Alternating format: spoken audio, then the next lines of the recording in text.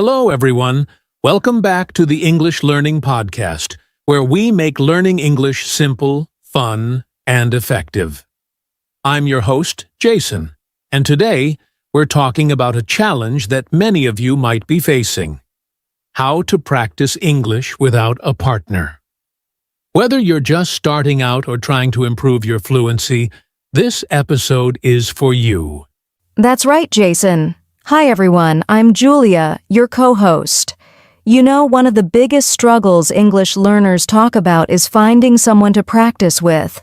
It can feel lonely or even frustrating, but don't worry. We're here to show you that you don't actually need a partner to improve your English. Exactly. In fact, practicing alone has its own set of benefits. We're going to share practical tips, tools, and techniques to help you build confidence, improve your skills, and have fun while learning. So, stick around till the end. You don't want to miss this. Before we dive in, don't forget to hit the subscribe button if you're new here, and make sure to check out our playlist for more episodes like this. All right, Jason, are you ready to get started? Absolutely, Julia.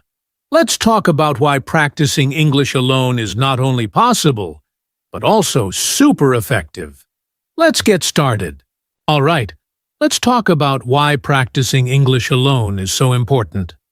A lot of people think that, without a partner, it's impossible to make progress, but that's just not true. In fact, practicing alone can give you more control over your learning. For example, you can focus on the areas where you need the most improvement, whether that's pronunciation, vocabulary, or grammar. Exactly, Jason. And you know, practicing alone also means you don't have to worry about making mistakes in front of others. You can take your time, repeat things as many times as you need, and learn at your own pace. That's a huge advantage, especially for beginners who might feel shy or nervous when speaking English. Absolutely. Plus, when you're practicing alone, you develop self-discipline and consistency. Think about it. If you can stay motivated and make progress on your own, you're building a skill that will help you not just in English, but in other areas of your life too. That's a great point. And let's not forget that practicing English alone doesn't mean you're entirely isolated. There are so many resources available today, like apps, online videos, and podcasts, like this one. These tools act as your virtual practice partners, so you're never truly alone in your learning journey. Exactly, Julia. And here's another thing. When you practice alone, you can create a routine that fits your lifestyle. Whether it's 10 minutes in the morning or an hour in the evening, you're in charge of your schedule. It's all about making English a natural part of your daily life. Right. And remember, learning a language is like building a muscle. Even small, consistent efforts add up over time. So practicing alone isn't just important, it's actually a key part of becoming fluent. Well said, Julia. So, for everyone listening, don't feel discouraged if you don't have a partner to practice with. You have everything you need to succeed right at your fingertips. In the next section, we're going to bust some common myths about practicing English alone, so stay tuned. Now, let's address some of the common myths about practicing English alone. There are so many misconceptions out there that stop people from making progress. One of the biggest myths is, you can't improve your speaking skills without a partner. Julia, have you heard this one before? All the time, Jason. But here's the truth. While speaking with a partner can be helpful, it's not the only way to improve your speaking skills. There are so many techniques, like shadowing, where you listen to a native speaker and repeat what they say. It's almost like having a conversation, but you're practicing solo. That's such a good point, Julia. Another myth I hear a lot is, practicing alone isn't effective because there's no one to correct your mistakes. What do you think about that one? I get why people might feel that way, but it's not entirely true. While it's nice to have someone correct you, there are tools that can help. For example, apps like Grammarly or even voice recognition features on your phone can help you catch mistakes. And let's not forget, self-correction is a skill you can develop. The more you listen to yourself and compare it to native speakers, the better you'll get. Exactly, Julia. And here's another myth that holds people back. Learning alone is boring or lonely. Now, I'll admit, practicing by yourself can feel a little monotonous sometimes, but there are ways to make it fun. What do you think, Julia? Oh, definitely. You can turn your learning into a game.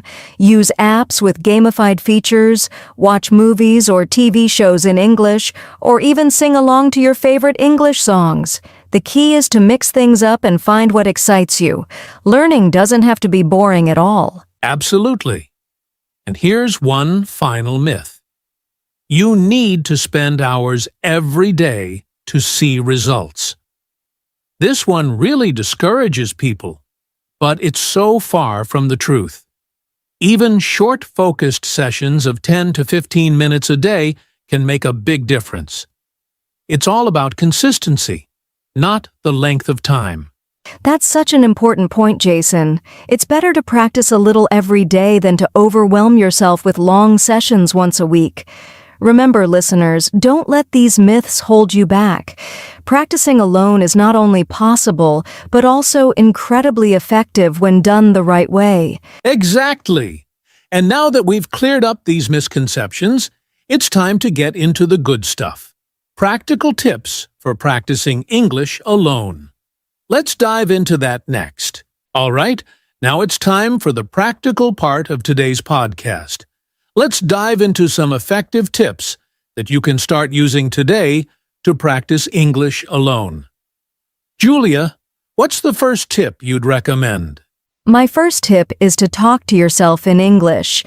This might sound a little funny, but it's incredibly helpful. You can narrate your day, describe what you're doing, or even have imaginary conversations. It's a great way to practice forming sentences and thinking in English. That's a fantastic tip, Julia. Talking to yourself helps you get comfortable using the language, even if no one else is around. Another great tip is shadowing. This involves listening to a native speaker, maybe in a podcast or a movie, and repeating exactly what they say, trying to match their pronunciation, rhythm, and tone. Yes, shadowing is such a powerful technique, and it's not just for pronunciation. It helps you get used to natural sentence structures and expressions. My next tip is to use recording. Record yourself speaking English, whether it's reading a paragraph or talking about your day. Then listen to the recording and identify areas you can improve. It's like being your own teacher. I love that one, Julia. And here's another tip. Read aloud. Grab an article, a book, or even a recipe, and read it out loud. This helps you work on your pronunciation, pacing, and intonation. Plus, it builds your confidence in speaking English. Absolutely. And don't forget about using technology. There are so many apps and tools out there. For example, you can use language learning apps like Duolingo or Babbel, or voice recognition features like those in Google Translate to check your pronunciation. That's a great suggestion. And speaking of technology, another tip is to immerse yourself in English media. Watch English movies, listen to podcasts, or read blogs and articles in English. The key is to surround yourself with the language so it becomes a natural part of your daily routine. Yes, immersion is so important. And here's a fun one. Use music. Sing along to your favorite English songs. It's a great way to practice pronunciation and rhythm, and it doesn't even feel like studying. Great point, Julia. And for learners who like structure, creating a practice schedule can help.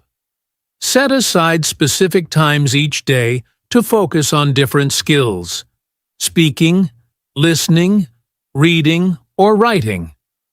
Consistency is key. Exactly. And don't forget to set goals. For example, aim to learn 5 new words a day or record yourself speaking for 3 minutes every morning. Having clear, achievable goals keeps you motivated and on track. Those are all fantastic tips, Julia. So, for our listeners, remember that practicing English alone doesn't have to be overwhelming or boring. With these tips, you can make steady progress and enjoy the journey. In our next section, we'll wrap up with some final thoughts and encouragement. Stay with us. Now, let's talk about how you can incorporate listening and speaking exercises into your practice routine. These 2 skills are the foundation of good communication, and the best part is, you don't need a partner to work on them. Julia, why don't you start us off with a listening exercise? Sure, Jason.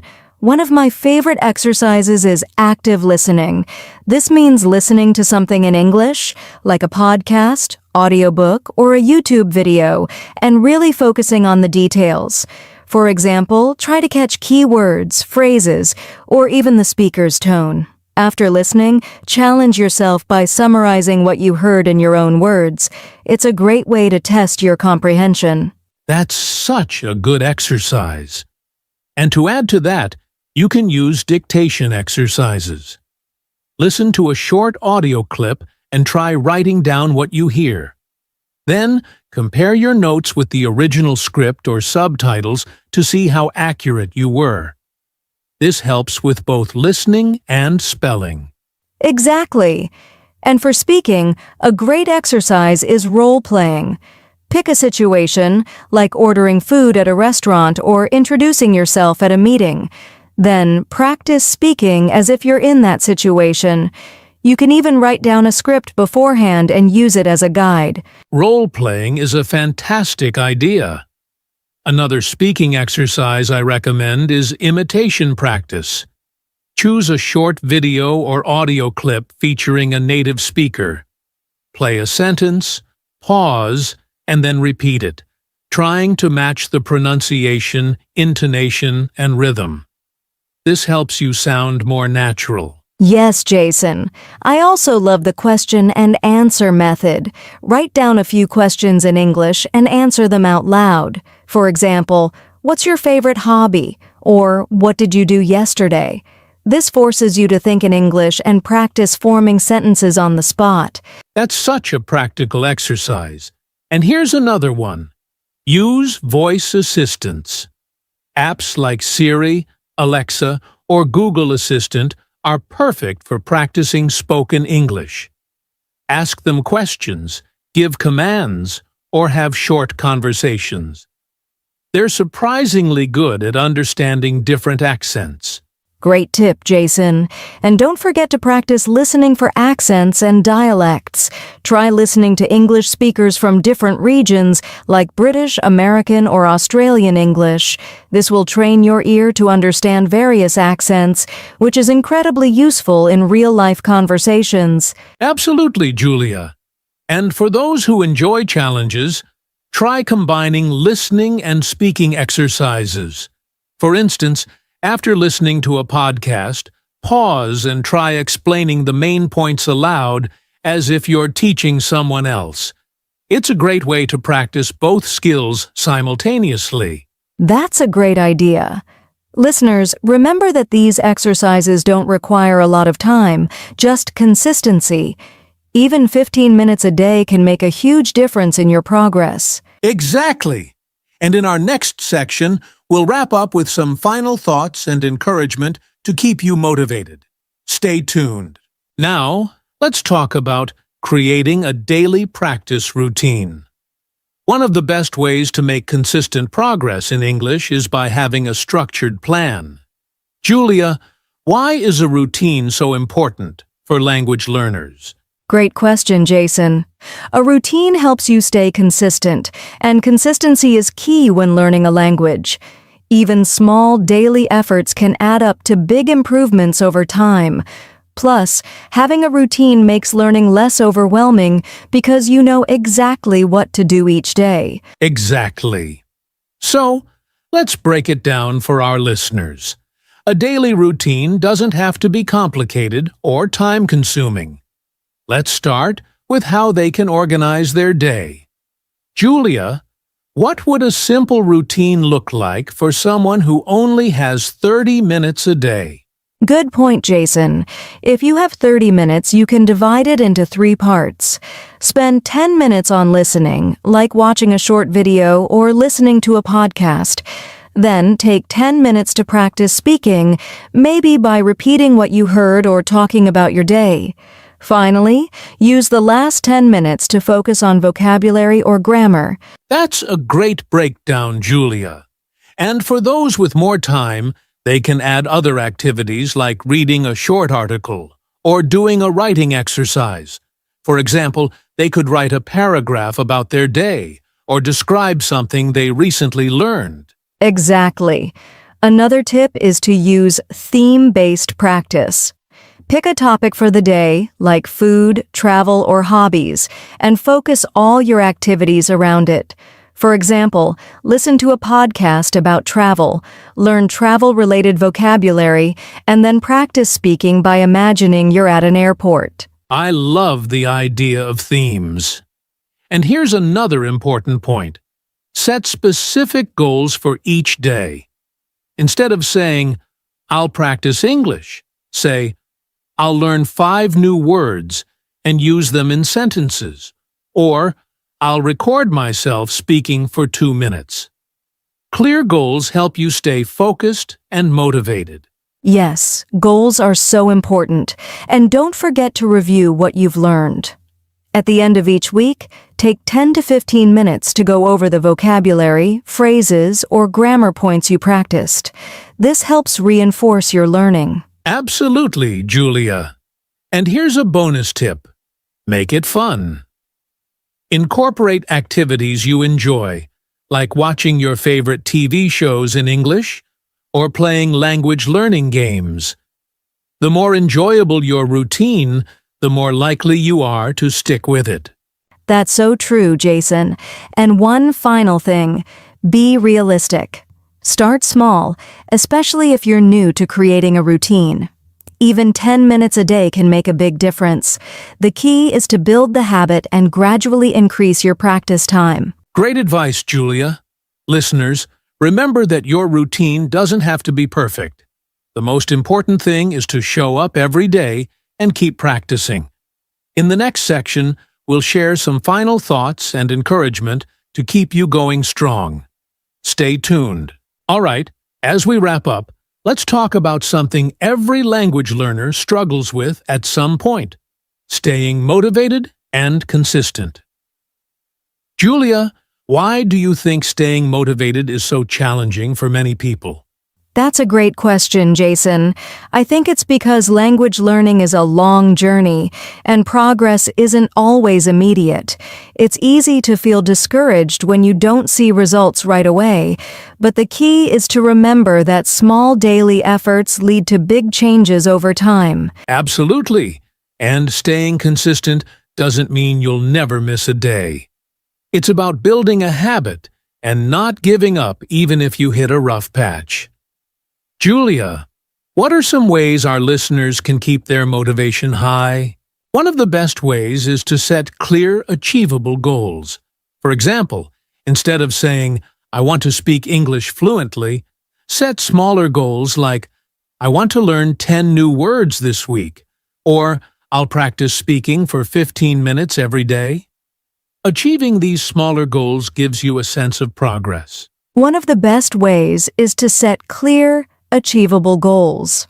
For example, instead of saying, "I want to speak English fluently," set smaller goals like, "I want to learn 10 new words this week," or "I'll practice speaking for 15 minutes every day." Achieving these smaller goals gives you a sense of progress. Great point. I'd add that celebrating your achievements, no matter how small, is also important. Did you finally understand a whole conversation in a movie? Celebrate it.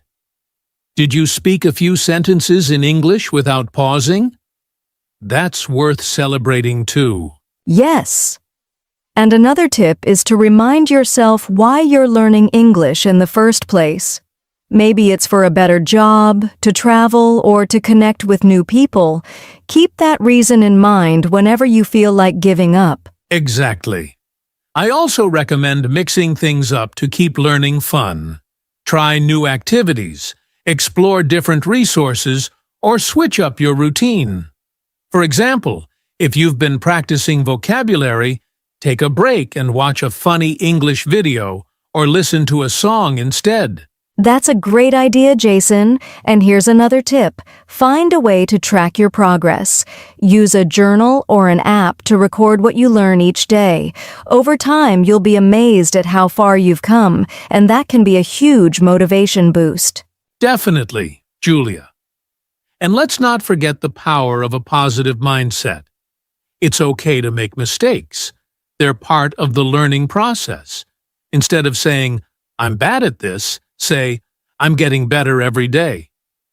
A positive attitude can make a huge difference. Absolutely, Jason. And finally, surround yourself with English. Even if you're practicing alone, you can immerse yourself by reading, listening, and thinking in English as much as possible. The more exposure you have, the more natural it will feel. Great advice, Julia.